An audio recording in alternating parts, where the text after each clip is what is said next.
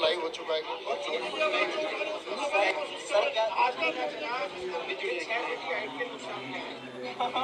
सबसे पहले पकड़े जाते हैं।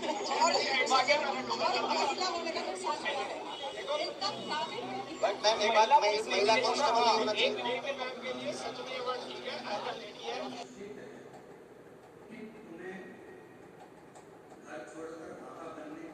बीच में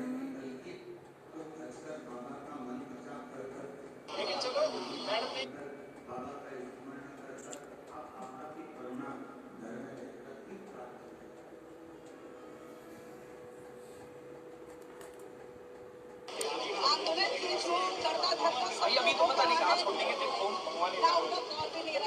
मैम आप समझ नहीं रहे, यही लेवल की बात में प्यारे साथियों नमस्कार। आप सब लोगों को पता है कि आज सब लोग इस देश के टीचर्स और लगभग बहुत सारे टीचर्स थे जिनको सुबह से ही गवर्नमेंट प्लानिंग कर रही थी कि इनको इकट्ठा ना होने दें। फिर भी लगभग मैं ये कहूँगा देश भर से ज़्यादा 100 से ज़्यादा टीचर्स यहाँ थे और अभिनय सर थे, आदित्य रंजन सर थे, अंकित भाटी सर थे, संजीव सर थे, राहुल तेवतिया सर थे, राहुल शर्मा सर थे और सभी चैनल से नीतू मैम थी, विक्रमजीत सर थे, काजल सियाज मैम थी, बहुत सारे लोग यहाँ थे। सब लोग यहाँ पर पहुँचे हुए थे। तो इन लोगों ने प्रॉमिस किया कि डीओपीटी से बात करेंगे। तो 4 लोगों का हमारा नाम हो गया। बात करने जाने वाला था मैं, अभिनय सर, नीतू मैम और राकेश सर। हम चारों बात करने जाने वाले थे। उन्होंने कहा कि हाँ आप चारों की बात करा देंगे। इसके बाद में ये लोग थोड़ी देर हमको वहाँ होल्ड करते हैं, आश्वासन देते हैं और उसके बाद को ने इसको मतलब इतनी लाठियाँ बजाई हैं। कोई फीमेल स्टाफ नहीं है उनके साथ में। हमारे साथ फीमेल मैम भी हैं, मैडम थी, बहुत सारी मैम थी। सबको लाठियों से पीटा गया और सबको खचेट के बस में भरा गया कि भाई खींच के बस में बिठाओ सब लोगों को। संजीव सर का लेफ्ट हैंड टूट गया और इतनी लाठियां सब लोगों को मारी है। अंकित सर के ऊपर लोगों ने हाथ छोड़ा है, मतलब बदतमीजी की है। यार दिल की पुलिस समझते थे, ये दिल की पुलिस है, लेकिन समझते हैं कि हाँ एक दबाव होता है प्रशासन का, वो सब हम समझ सकते हैं। लेकिन हमारा सिर्फ लाइव आने का उद्देश्य ये है कि आप गवर्नमेंट तक ये मैसेज भेजें कि इस देश के यूथ की बात को आप क्या लाठियों से दमन कर देंगे?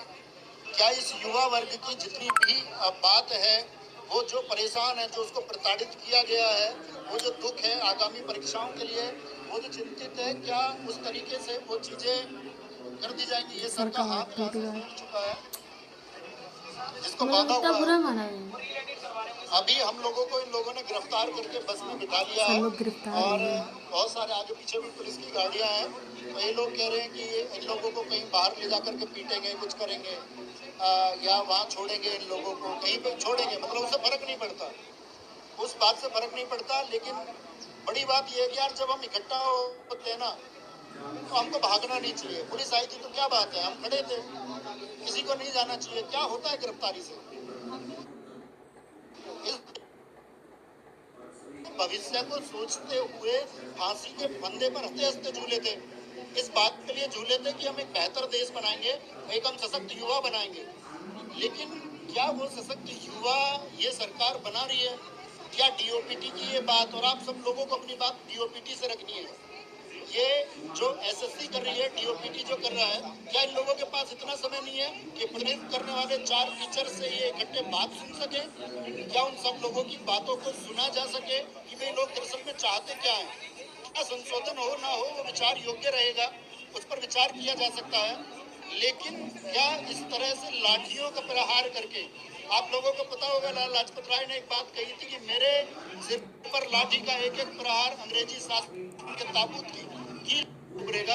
और मैं ये कहता हूँ इस देश के अध्यापकों पर यदि लाठियां बांधी जाती है तो इस देश के युवाओं की आवाज को दबाने का काम तुम कर रहे हो। ये सिर्फ तुम अध्यापकों के ऊपर लाठियां नहीं पीट रहे हो, ये तुम काम कर रहे हो कि इस देश के युवा के भविष्य को हम लोग दबा देंगे। भविष्य की बात कोई भी की जाएगी, शिक्षा की बात कोई भी की जाएगी तो उसको लाठियों के दम पर दबा दिया जाएगा।